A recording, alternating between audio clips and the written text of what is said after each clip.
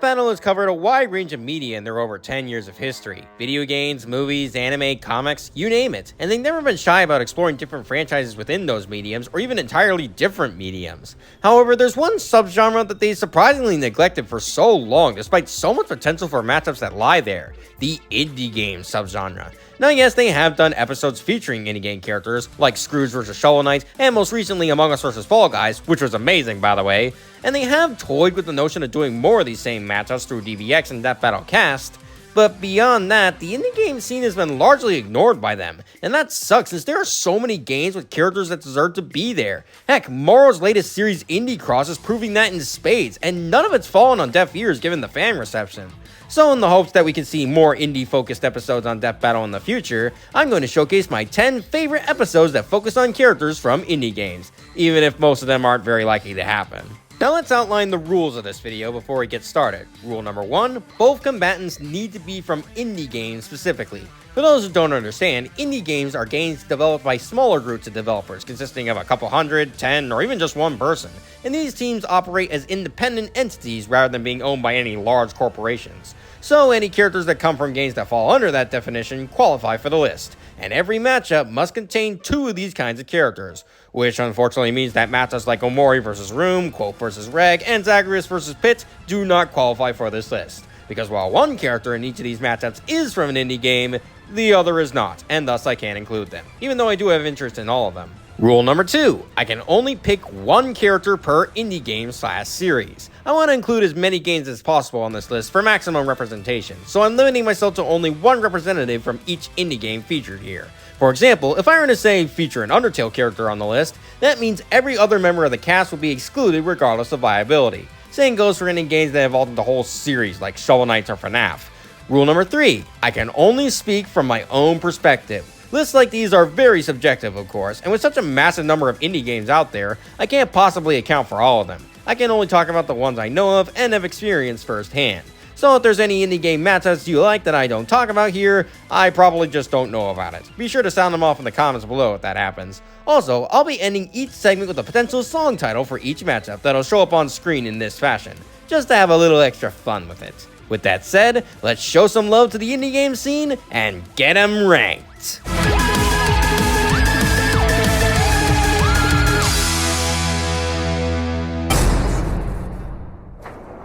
Okay, what's first on the list? Wait, hang on. 1, 2, 3, there's only 9 here! This is supposed to be a top 10!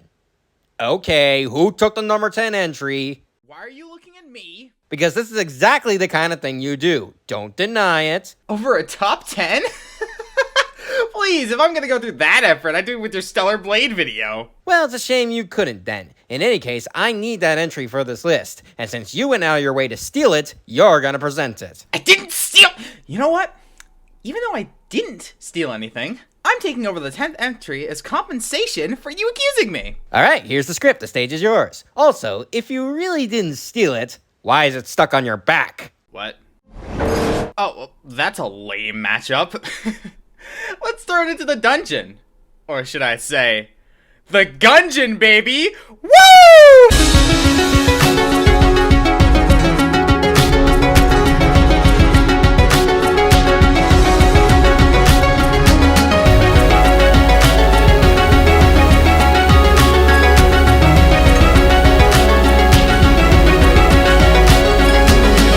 From Cult of the Lamb versus the Gunslinger from Enter the Gungeon.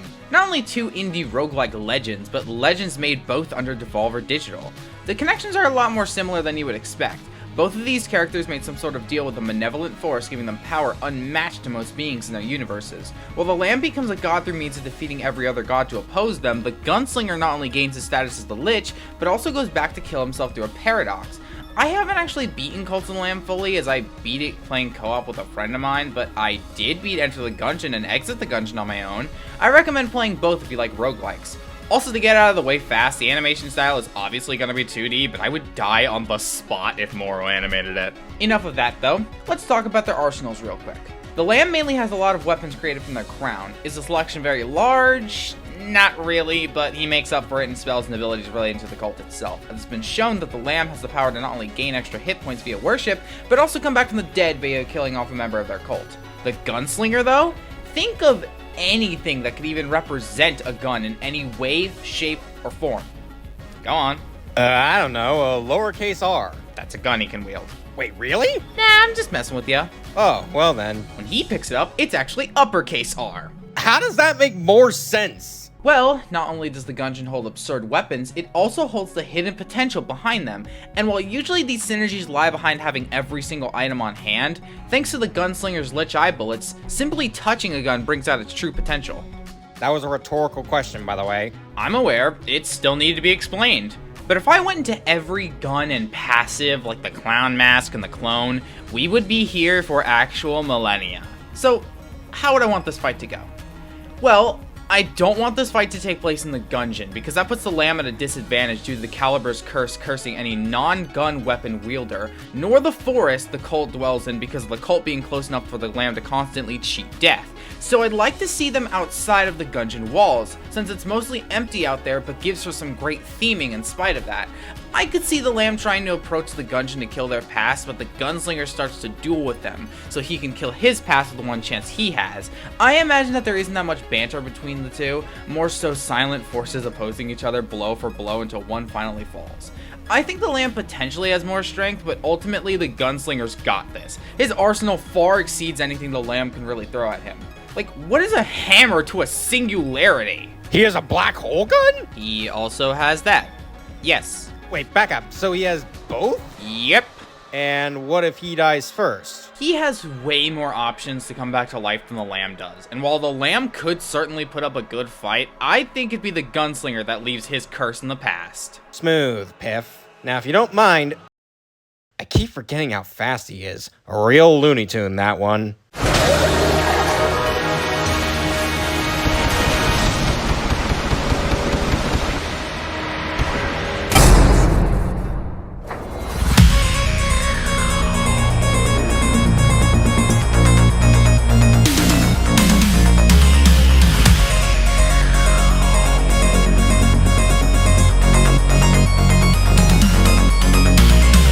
Cadence from Cryptid and Necrodancer versus Tempo from Harmonite. Two rhythm game protagonists that started off as normal people, but rose to become heroes of their respective worlds through fighting a music-based villain.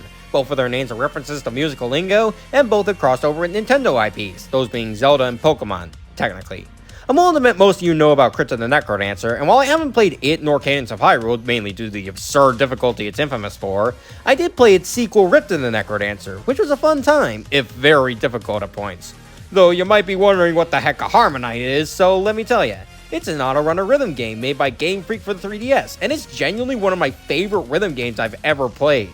Now you might assume that means this game shouldn't count since Game Freak are the Pokemon guys, but believe it or not, Game Freak is not owned by Nintendo. They're actually an independent company made up of only around 200-ish people, and based on the criteria we made to start, that qualifies them as an indie studio, and thus Harmonite as an indie game.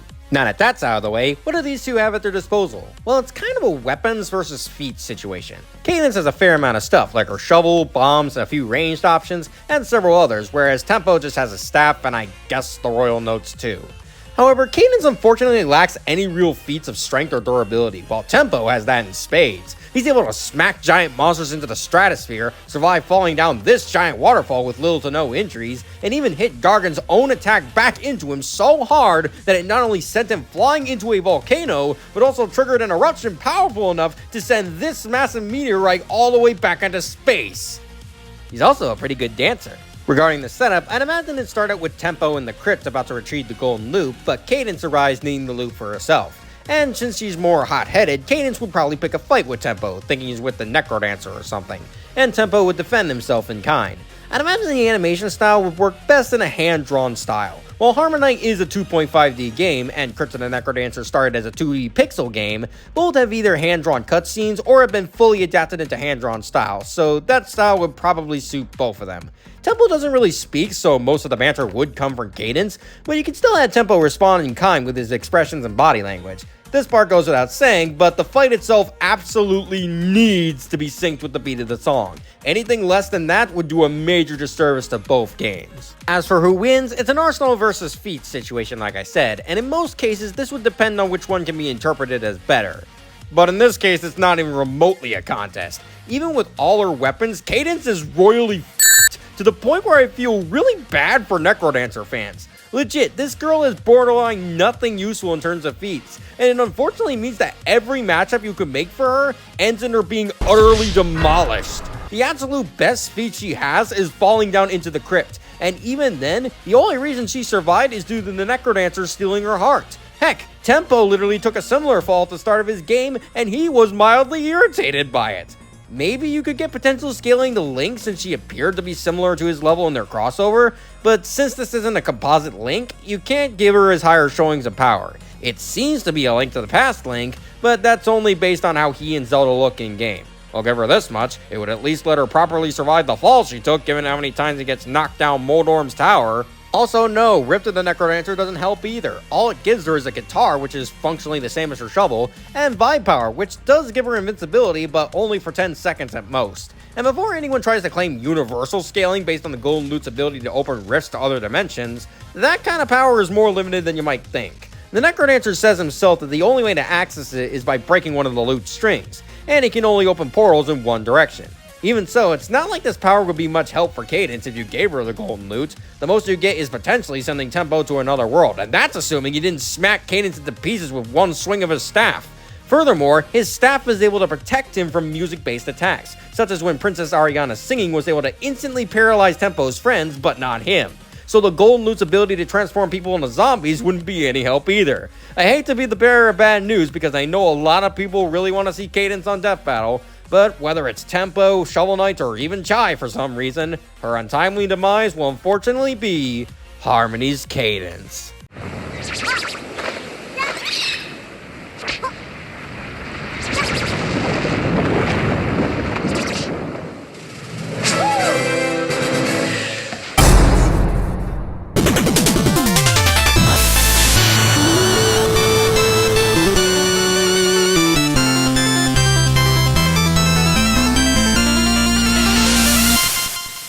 Shantae from WayForward Shantae versus Shovel Knight from Yacht Club Games Shovel Knight. Two of the biggest indie platformer mascots going head to head in a battle to the death. My experience with these two has been a bit more limited than the others on this list. While I haven't played much of Shantae's games, I have been meaning to as they look like a really fun time, and I really enjoy playing Shovel Knight even though it has been a while. But I know what people are gonna say. Is this really the best for both? The connections don't seem that deep or interesting. Well, maybe generally speaking you could find someone for both that fits a bit better, but for the purposes of this list, these two are a solid pairing. I am mainly saying this in regards to Shovel Knight, who really deserves a second chance on the show after 8 years, holy shit. And besides Cadence, whose only connections to him are treasure hunters that wield shovels, and already has a combatant for this list, there aren't too many options for Shovel Knight, at least as far as I've seen. But don't take that as me discounting Shantae, a ton of people are clamoring for her to get on, and I would love to see her too. While I have seen other opponents for her, such as Rogue from Power Stone, Ninjiti from Skylanders, and Lilac from Freedom Planet, two of them don't qualify due to not being from indie games, and the one that would, I honestly don't get. I mean, they're heroines, they have purple hair that they use as a weapon, and that's it! But moving away from that, these two have an insane amount of stuff they can pull from all their games. Shantae has her animal transformations, various magic spells, pirate gear, and so much more. And Shovel Knight has his various weapons like the Dust Knuckles, Propeller Dagger, Flare Wand, Warhorn, Phase Locket, and more. And they're both no slouch when it comes to physical prowess. Shantae has fought her fair share of magical creatures and mechanical beasts, and Shovel Knight has gone up against several knights, each with various unique abilities.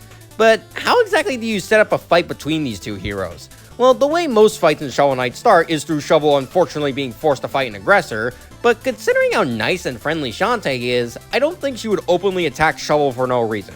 So here's my proposal. Shovel Knight has dug back down to the Tower of Fate and arrives where the Enchantress medallion lies, seeking to destroy it. But Shantae bursts in and gets in Shovel's way, explaining that she needs the medallion to save her home and her friends. But Shovel, knowing full well how dangerous it is, refuses to let her have it, which forces them to fight. I would personally like the animation to be 2D sprites for this one. It's a no-brainer since they're both in 2D sprite games, but considering the style of the later Shantae games and what Moro's done with Shovel Knight and Indie Cross, hand-drawn could work as well. I definitely want to see their powers bounce off each other in cool ways. Have Shovel use the Dust Knuckles, only for Shantae to turn to an elephant. Have Shantae take to the skies in her winged forms, only for Shovel to give chase with the Propeller Dagger. Just have fun with it, you know?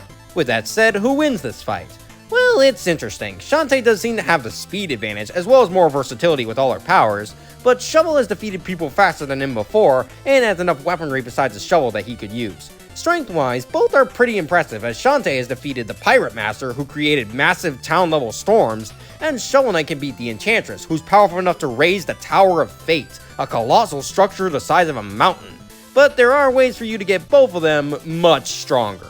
In Half Genie Hero, one of the endings you can get results in the destruction of the Genie Realm, a dimension where the genies live, and Shantae is able to survive this destruction with barely a scratch on her. Pretty impressive, but Shovel Knight defeated Puzzle Knight, who created a whole other dimension within a chest, and he survived the destruction of it as well. So that makes them about equal, right?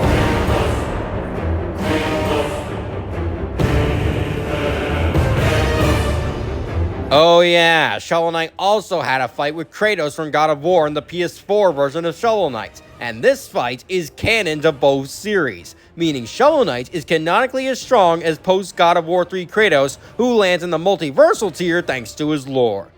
Alright, you know what? Between the busted nature of Kratos, Shovel Knight fighting Kratos, and Astrobot becoming Kratos, I'm going to invent a new versus term: Kratos scaling. The next usage of this will be for Sackboy vs Maxwell, where he scales Sackboy to Kratos in PlayStation All-Stars. It'll happen, trust me. But on a more serious note, with everything I've laid out, I would personally give the win to Shovel Knight if you count the Kratos fight. If you don't, then I could see Shantae having a small chance, but it won't be easy for her. However, if Shovel does win, it definitely needs to be a respectful death for Shantae. I want Shovel to be apologetic to Shantae for having to kill her, and Shantae to be saddened over failing to get the item she needs to protect her home and her friends. Shovel should then comfort her in her last moments, swearing that on his honor as a knight, he will protect her home and her friends so long as he draws breath, allowing Shantae to rest knowing her friends are in good hands. Some might call that sappy, but I prefer to call it honorable. It's the best way to give both characters the respect they deserve, and the best way to end our Half Genie's night.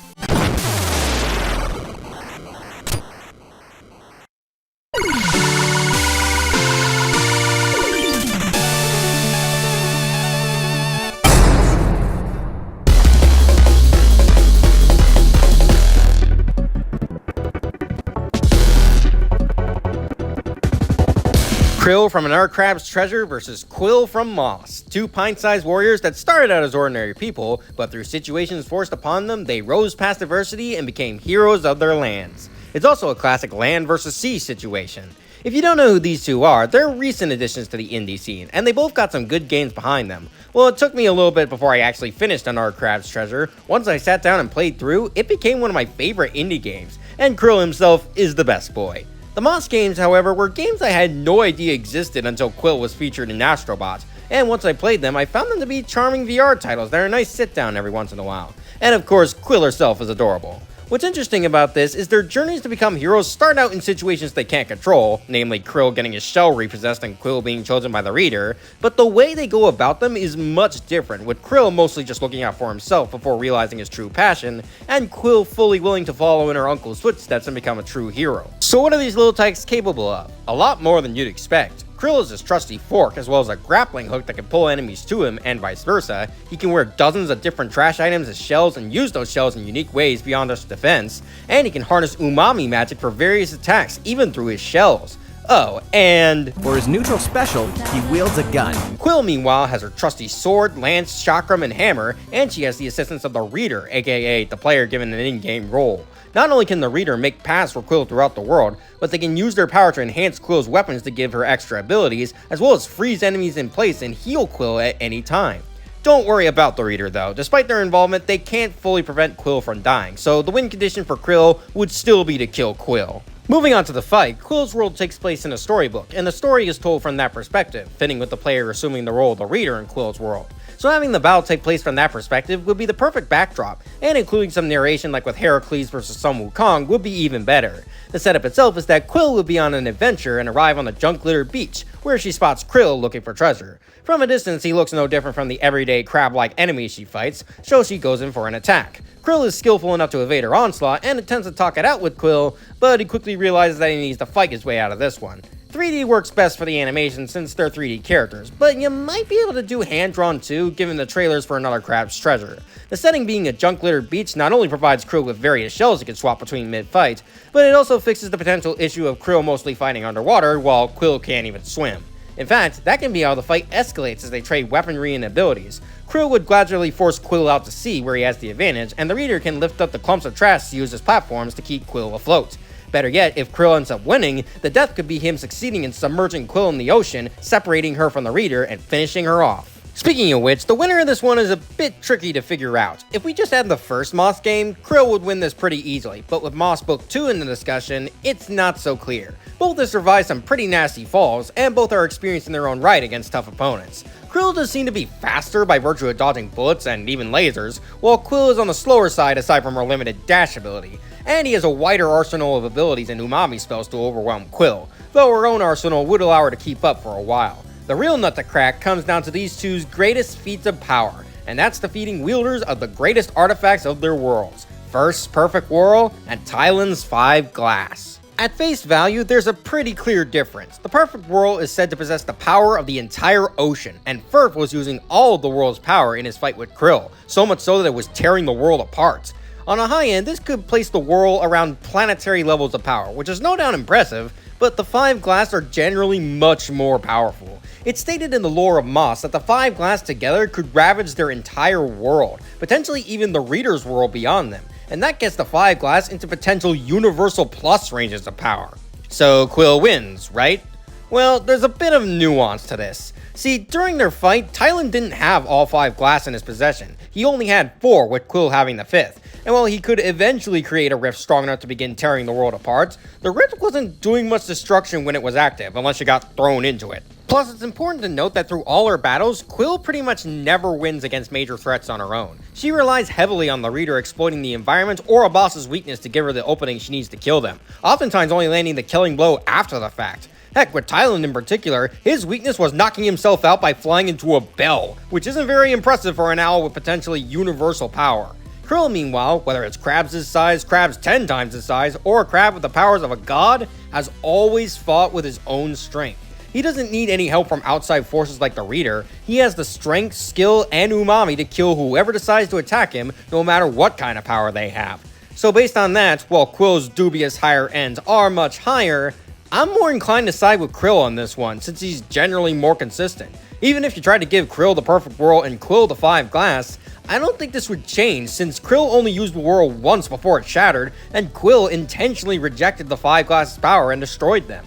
Does this mean the cute mouse will die a gruesome death? Perhaps, but Krill's first boss can decapitate him with a makeshift guillotine. It's only fair. And hey, whoever you side with and whoever wins, the battle that ensues is sure to be a tale to be treasured. And what better way to start than to beat up a selfish, greedy, muscle shocker like you! Wait!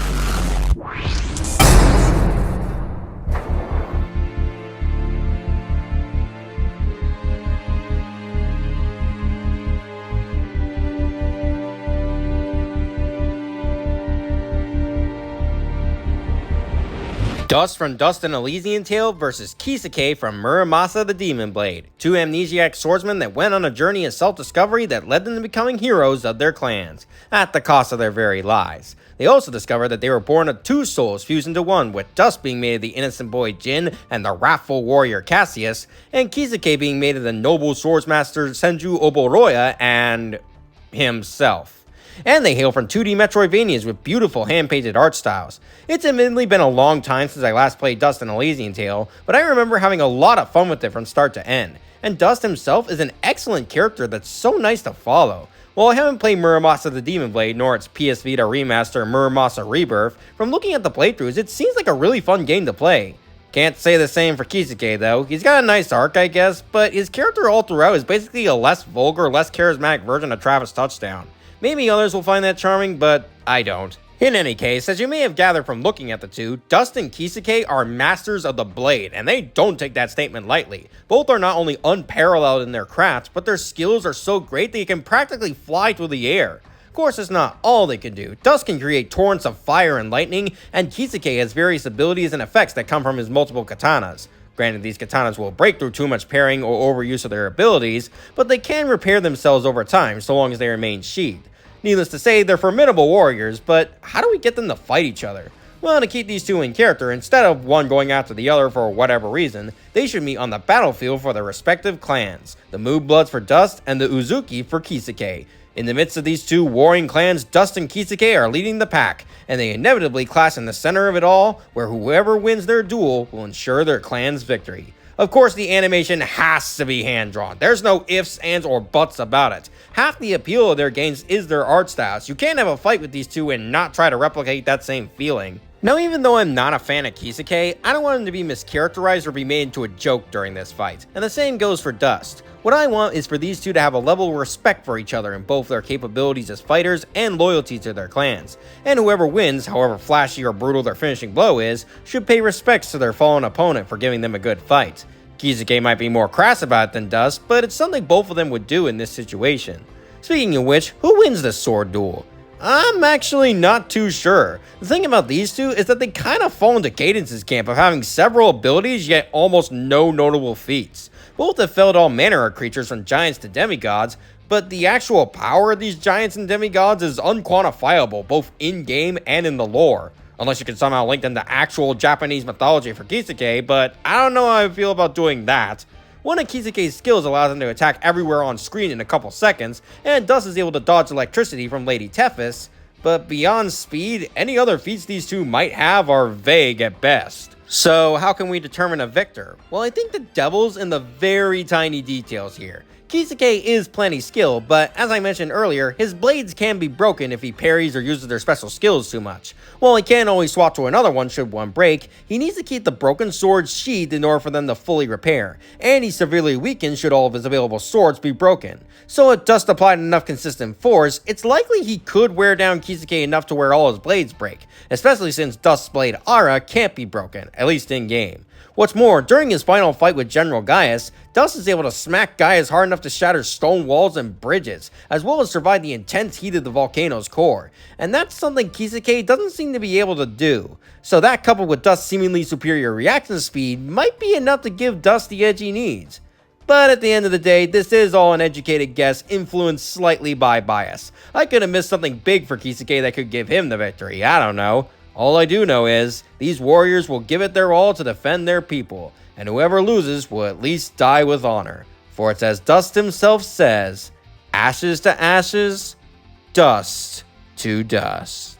I am justice incarnate, brought to this world by forces beyond your comprehension.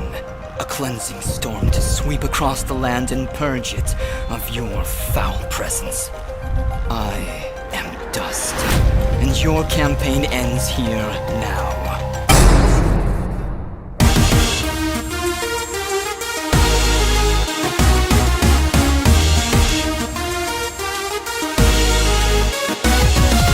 Spark from Spark the Electric Jester versus Lilac from Freedom Planet. Two speedsters from games inspired by Sonic the Hedgehog that grew from ordinary people to heroes of their worlds. That's the third matchup with a similar theme on this list. Never realized how common it actually was. But anyways, you're probably not surprised to see this matchup on the list. I am a Sonic fan after all, it's only natural that I would gravitate to Sonic-inspired indie games. And these two series are really great. The Spark the Electric Jester trilogy, with the exception of Spark 2, is a really fun time, and Spark himself is simultaneously funny and relatable as a protagonist. It's just a shame that if you don't have a PC that's able to run all three games, you need at least an average laptop for the first one, an Xbox One or Series for the second one, and a Switch for the third one. No idea what the mindset was there. Luckily, the Freedom Planet games are on almost everything, and they're pretty fun, at least until they get weirdly difficult at the end. Lilac herself is rather endearing too, and her relationship with her friends is wonderful, but occasionally frustrating. Just like a real relationship. So what can these two do? Well, as I said before, they're mainly speedsters, but they put their speed to good use in their own ways. Spark is a rather skilled fighter with a variety of different moves he can pull off whilst combining them with his electric powers gained from his Jester hat, and he has access to over a dozen different Jester powers that grant him access to several elements and abilities. Fire, wind, magic, plasma sword, reaper, just to name a few. And of course, he's got his own super form via the super staff. Can you tell this series wears its inspiration on its sleeves? Lilac, meanwhile, has several of her own combat skills, including various kicks and punches, using her hair as a weapon, and a dash ability. And while she doesn't have nearly the arsenal Spark does, she can use a few different shields to protect herself from damage and elemental attacks. She also controlled a robot dragon called Pengu once, and that's cool. Although, I guess the big question for this matchup is how you even get these two to fight at all. Not just because they're both heroes, but also because it's not within either of their characters to attack someone for no reason. Spark is just a nice guy who wants to make a living, and Lilac is very friendly and kind to people she meets. So why would these two ever fight each other? Well, in Freedom Planet 2, there's a coliseum called the Battlesphere where you're able to take on many different challenges, and that could be a great way to set up the fight. Have both Spark and Lilac enter a tournament with a big cash prize for their own reasons. Lilac because she loves competing, and Spark because he needs the money, and the two of them duke it out until they get too into it and one ends up dying. Heck, have Spark and Lilac's friends cheering them on in the audience too, that'd be a fun addition. That being said, I don't want the fight to be limited only to the Battlesphere. These are speedsters after all, I want a fight between them to really showcase their incredible speed. So the fight can start out with them just throwing hands and a couple gesture powers, but one of them, likely Spark, hits the other one out of the arena and gives chase where they go all out across the whole planet. I especially would love to see them reference their inspiration Sonic in some way. Maybe have one of them do Sonic Smash Bros pose mid-fight, or both do their own version of the SA2 Moon pose. Either would be fun, and the finale should definitely be Super Spark vs Lilac and Pengu, maybe even in space for good measure. The animation itself would probably work best as a mix of hand-drawn and pixel art. One or the other would suffice depending on the style, especially if Moro did it, but a good mix of the two would be preferable in my opinion. With all that said, who's the winner of this high-speed bout? In my opinion, that's Spark, though not without a good fight. Their speeds seem roughly equal, with both being around hypersonic and being able to dodge lightning and even lasers. But Spark's versatility with his gesture powers and variety of skills would easily overwhelm Lilac, who has a much more limited arsenal by comparison. Pengu might give her an edge for a time, but it's nothing Spark can't handle considering how strong he is. Not to discount Lilac by any means, she was strong enough to contend with Murga, who could harness the power of the moon in various forms, and tough enough to tank a laser powerful enough to destroy the moon. Both impressive, but Spark can handle that, especially in his super form. At the end of Spark 1, Super Spark fired a laser half the size of the planet to finish off Freedom, and that alone would probably vaporize Lilac no problem, but of course, he only got stronger in Spark 3. Now yes, technically speaking, this isn't the real Spark, just a digital replica of him. However, not only was this replica scanned from the real Spark's data, but the events of Spark 3 are recreated from the real Spark's memories. So by all intents and purposes, Spark 3 is usable. With that out of the way, it's implied that Spark is powerful enough to defeat his robot doppelganger Fark in his most powerful form. And Fark, in a weaker form, was able to create and survive this massive cosmic blast without a scratch. Furthermore, when the two of them fused together to become Sparks, yes, that's actually their fusion name, they were able to defeat Claridus Centralis, an AI that was able to recreate the entirety of Spark's planet in a digital realm, potentially even Spark's whole universe given the space levels in the game. Even splitting the feat in half to account for both their strengths makes Spark quite a bit stronger than Lilac in his base form, and with the Super Staff, Lilac's even more screwed. Technically, Spark does have a major weakness with his electric powers being tied to his hat, so if Lilac could get that away from him, she could severely depower him. However, she'd have to figure that out mid-fight, and while she's normally pretty smart, she doesn't usually rely on thinking during fights. Plus, given their equal speeds, how tight Spark's hat must be to never fall off of him, and the fact that nobody in the trilogy has ever thought to go for his hat, it's unlikely Lilac could win that way. It's unfortunate for Freedom Planet fans, but at least she'll go out in a blaze of glory. And I don't think anyone's going to deny that both possess the spark of freedom.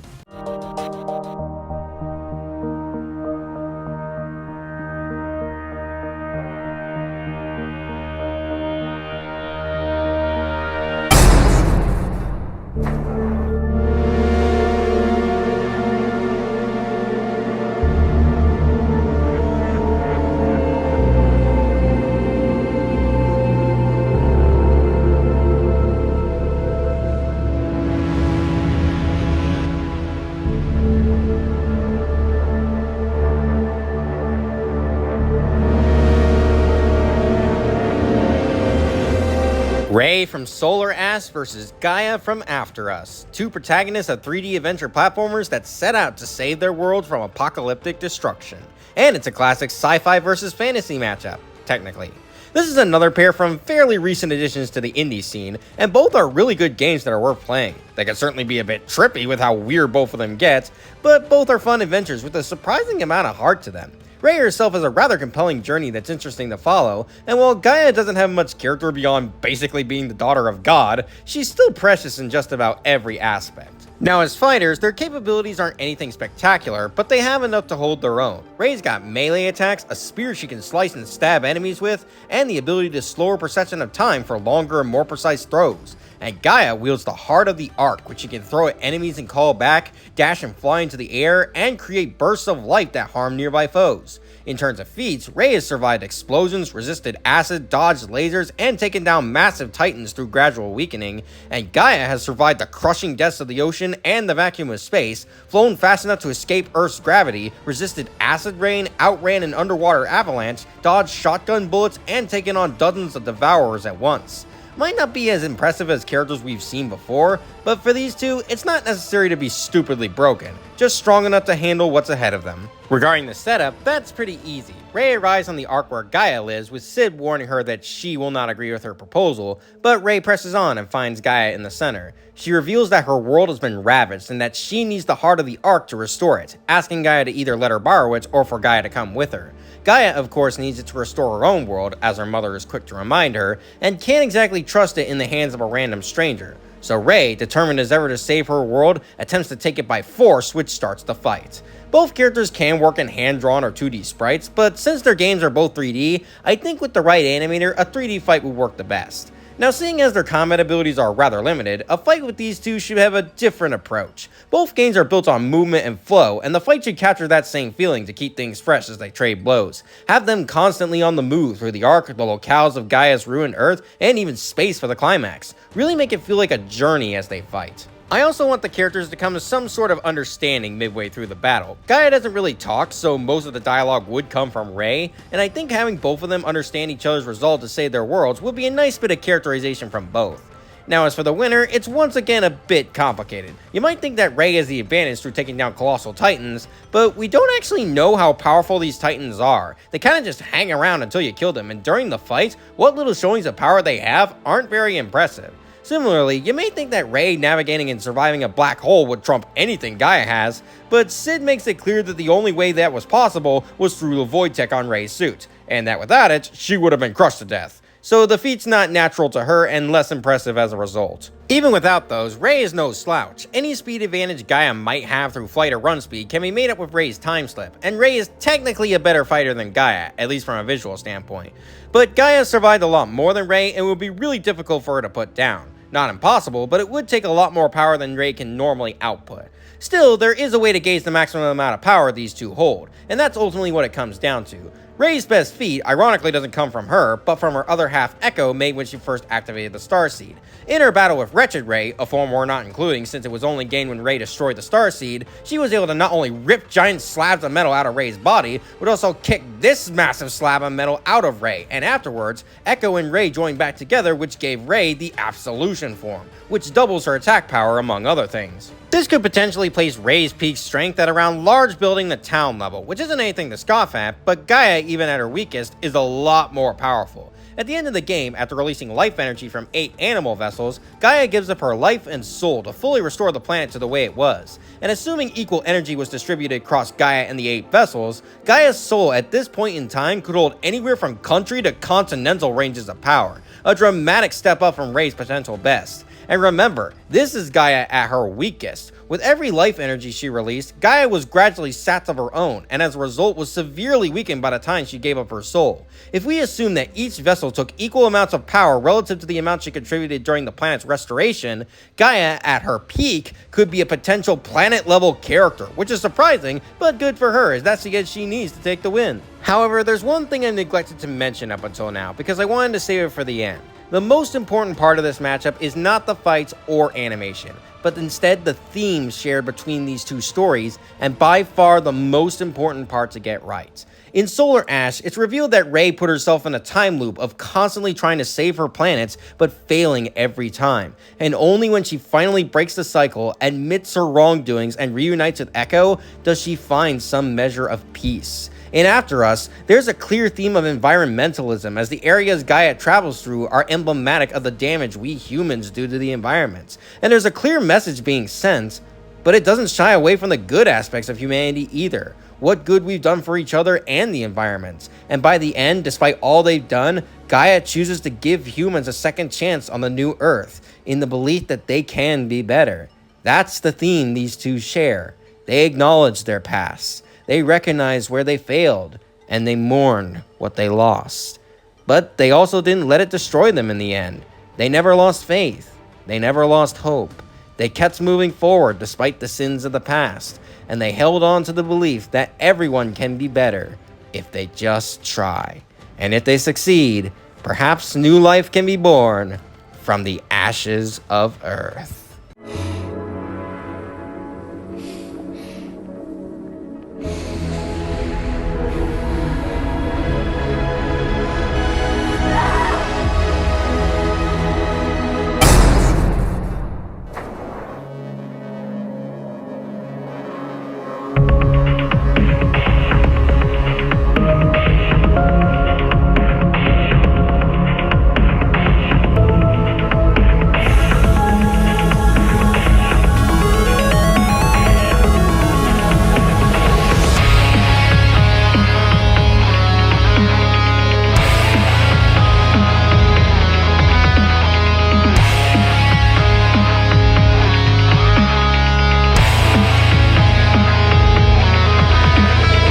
Sans from Undertale versus the Judge from Off. Two characters that don't seem to have much going on at first glance and spend most of their games chilling and making jokes, but when push comes to shove, they prove themselves to be some of the most formidable fighters in their worlds. This is one of the biggest indie game matchups around, and while I didn't have much investment in it at first, after some research, I can safely say that it is not only a great matchup, but also the best both of them have.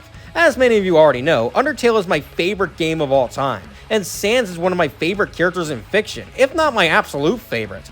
And while I haven't played Off for myself yet, I'm intrigued to when it comes to Switch in a couple months. And Judge himself is a very interesting character, especially since he was apparently one of Toby Fox's inspirations for Sans as a character. In addition to that, while both in their games only fight when their hands are forced, they do it for different reasons. Judge throughout Off is very optimistic about the batter and the player, hoping that they'll do the right thing despite the batter's thinly veiled intentions. But once they prove to be beyond hope, Judge does what he should have done and fights to avenge the fallen creatures of his world. Sans, however, is very lazy throughout Undertale. He doesn't care much about fighting or really anything because he's aware of the player's ability to reset. He doesn't remember anything from previous resets, but the fact that he knows that anything anyone does can be erased in a heartbeat makes him wonder what the point of doing anything is. So he hangs back without a care in the world, and it's only when the player has almost completed their genocide that he finally steps up and fights his hardest to prevent total destruction of his world and avenge his fallen friends. So it's not only original versus inspiration, but also optimism versus nihilism. What's not to love? Now going into the toolkits of these two, Sans, as many of you likely know, has a lot of abilities. Just as a baseline, he can teleport, control bones in any way he likes, fire lasers via his Gaster Blasters, throw the player around by their soul, dodge almost any attack, land attacks in the menu, inflict karma which eats away at your health based on your sins, and freeze the player in place, preventing them from doing anything until he falls asleep, that is. So yeah, he's got a lot to use in a fight, but rather infamously, he can't take a hit to save his life, unless you believe the fan theory that Sans actually gets a ton of extra health from sleeping all the time, since sleeping gives you extra health in Undertale. Judge, meanwhile, doesn't have much offensive capabilities, at least visually speaking given Off's visual style, but he has a great deal of health and status effects he can inflict, such as blindness, confusion, poison, and even paralysis. So needless to say, fighting him is an exercise in endurance. Though there is one thing we do need to address. How can we have a fight between these two make sense? Both Sans and Judge don't fight unless absolutely necessary in their games for different reasons, and it'd be extremely out of character for either of them to just fight anyone on the spot. In fact, someone taking this as a point to prove why the matchup sucks and shouldn't be a thing.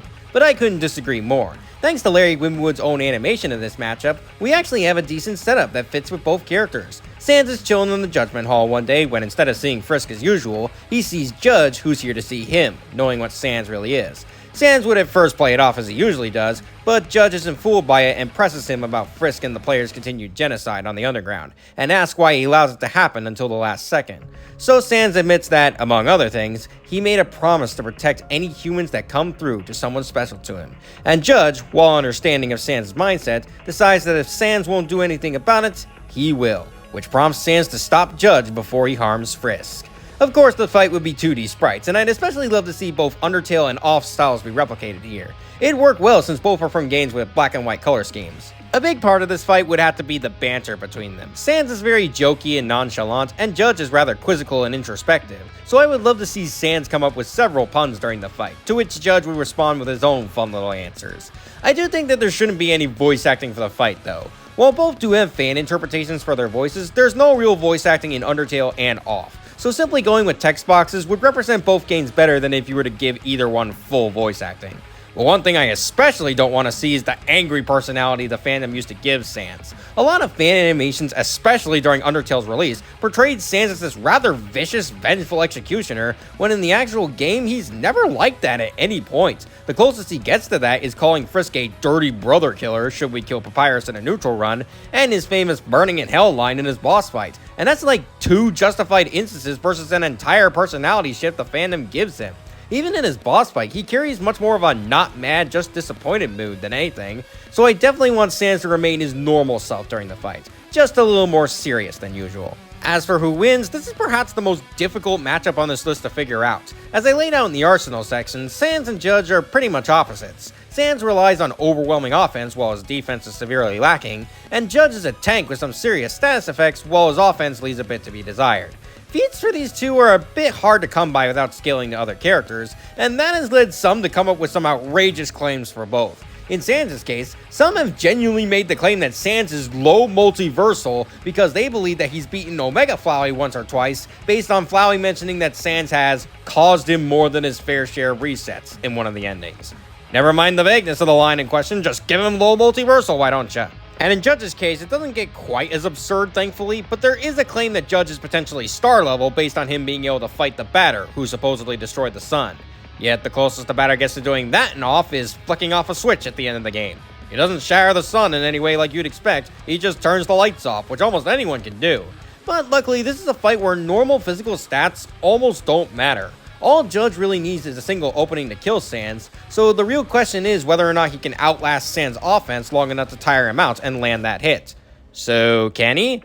Well, if he could, it wouldn't be easy for him. Despite Judge having 100% accuracy on all of his attacks, Sans is able to dodge in a game where every other monster besides the literal god of hyperdeath isn't able to dodge, so that alone isn't going to help him. Plus, with his ability to teleport, throw people around, and freeze them in place, it's likely that Sans could keep Judge at bay long enough to kill him, especially since monster attacks in Undertale seem to target the soul rather than the body. That being said, Judge does have a few tricks up his sleeve. Sans' karma, theoretically anyway, is only as effective as it is in-game due to the amount of sins the player has committed. And Judge, while not a perfect individual, is nowhere near the monster psychopath genocide Frisk is. Plus, his various status effects like poison, blindness, and paralysis could be extremely detrimental to Sans if he's fast enough to land them. Problem is, there isn't a ton to suggest that Judge is all that fast beyond his teleportation and his agility stat being 170, which is too vague to properly quantify. And while Sans does kind of face a similar issue, there is at least a little bit of scaling you can do to get him plenty fast. He's able to tag and dodge attacks from a level 19 Frisk, who's dodged meteors, lightning, and even lasers. And a level 1 Frisk can even outrun the Hyper Goner, an attack that wiped out an entire timeline in seconds. Though whether or not you include that is dependent on if you think Frisk can pull that off in any route versus it being a pacifist exclusive thing. I personally think the latter, but that's just me. As you can see, there's a lot of moving parts here, and there's arguments to be made on both sides. It really is a matter of what you interpret as bigger factors, so which do I think matters more? Well...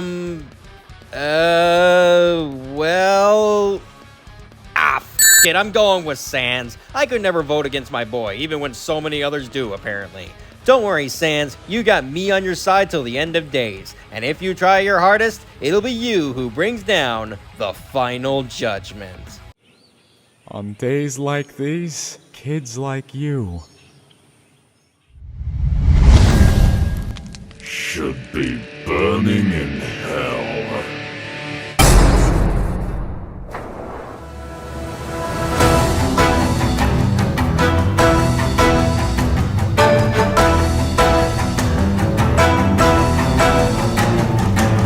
Ori from Ori and the Blind Forest versus the Knight from Hollow Knight, two Metroidvania protagonists that fight against opposing elements of light and darkness to save their lands from destruction. This is one of two you probably expected to see on this list, considering it's my third most wanted matchup. And yeah, I'm predictable like that, but can you really blame me? This is another one of the biggest indie game matchups around that's been requested ever since Ori and the Will of the Wisps came out, and it's completely understandable why. While neither as much to their character due to them being silent protagonists, the similarities and contrast between them as fighters, as well as the visual style of both games, makes this such an appealing matchup. I finally got around to playing Ori and the Will of the Wisps a while back, and it along with Blind Forest are some really great experiences from start to end.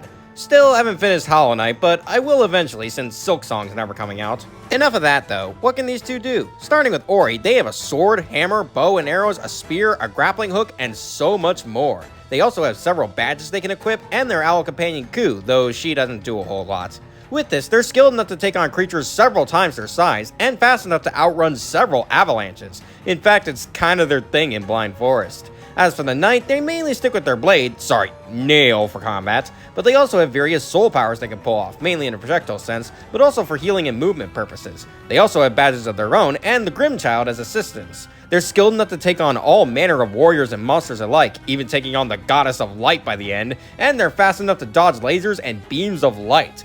I think the title of Knight might be an understatement. Setting up the fight is really easy. Both could be exploring a cave system when they run into each other, and since Ori is a creature of light and the Knight is a warrior of darkness, they would take each other as enemies and fight. Now obviously the fight would be hand-drawn, and honestly we need to get Moro to animate this. He's already proven himself on the Hollow Knight side, there's no doubt he could do a great job with Ori as well, and it's imperative that the animation represents both games as best it can.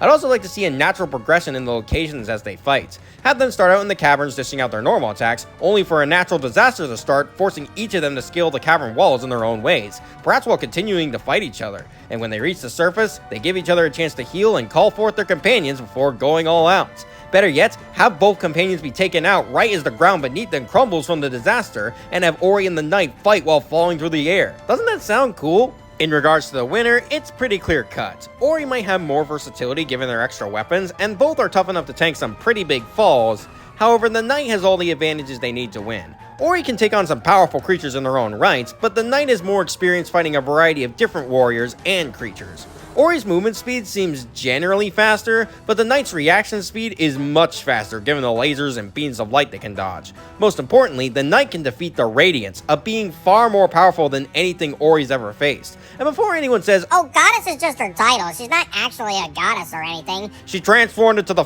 sun. If that's not goddess enough for you, I don't know what is. Of course, Ori would put up a very good fight, but even at their best, they can't match up against the Knight's power. And with a fight as epic as this could be, this sure won't be a lifeless Knight.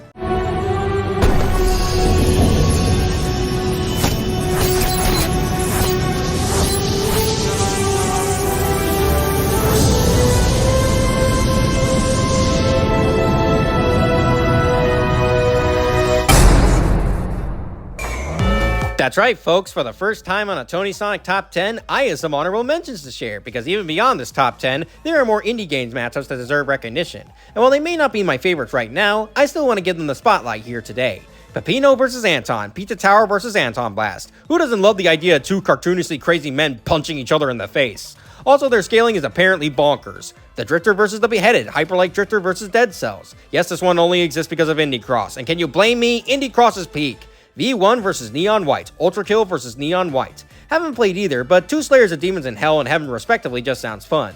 Yi vs. Umbra, 9 Souls vs. Blue Fire. Not much connective tissue beyond Hollow Knight inspired games, but hey, it could be fun. Hat Kid vs. Beeves, A Hat in Time vs. Demon Turf. Was originally on the list, but there were some changes before the list was finalized. Still a fun idea though. Ty the Tasmanian Tiger vs. KO the Kangaroo. Niche platformer protagonist set in Australia, writes itself. And Flores vs. Elster, Anno Mutationem vs. Signalis. Don't know much about either, but it makes sense just looking at them. Flowey vs. the Princess, Undertale vs. Slay the Princess. Definitely one of the weirder matchups to figure out, but the dialogue and animation could be fantastic. Chris vs. the Batter, Deltarune vs. Off. Probably should wait until Deltarune's actually finished, but the theme of these two tackling the relationship between the player and the player character is compelling.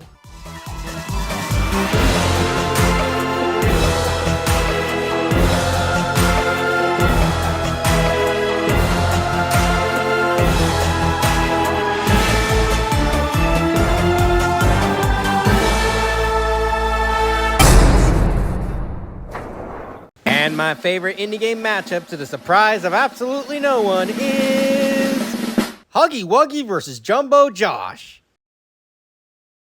Gotcha, didn't I? Just kidding, guys, but it ain't Bendy versus Cuphead either. Yeah, believe it or not, I've actually fallen out of love with that matchup, but it's not for the reasons you've likely seen with most people. I didn't become a Cuphead versus Peacock fan or a Bendy versus Springtrap fan or decide it sucks one day out of the blue.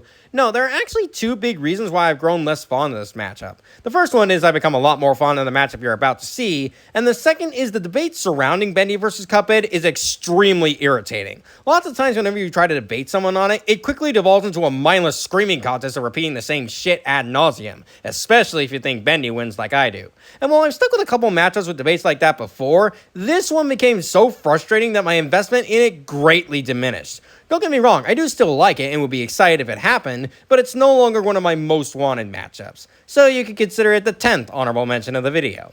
Now that I've said all that, you're probably wondering what dethroned Bendy vs. Cuphead. Well, it has all the pros Bendy vs. Cuphead has, even down to featuring a Cuphead character, and the debate is a lot cleaner than it, which saves my sanity. So without further ado, allow me to introduce my favorite indie game matchup, and my new second most wanted.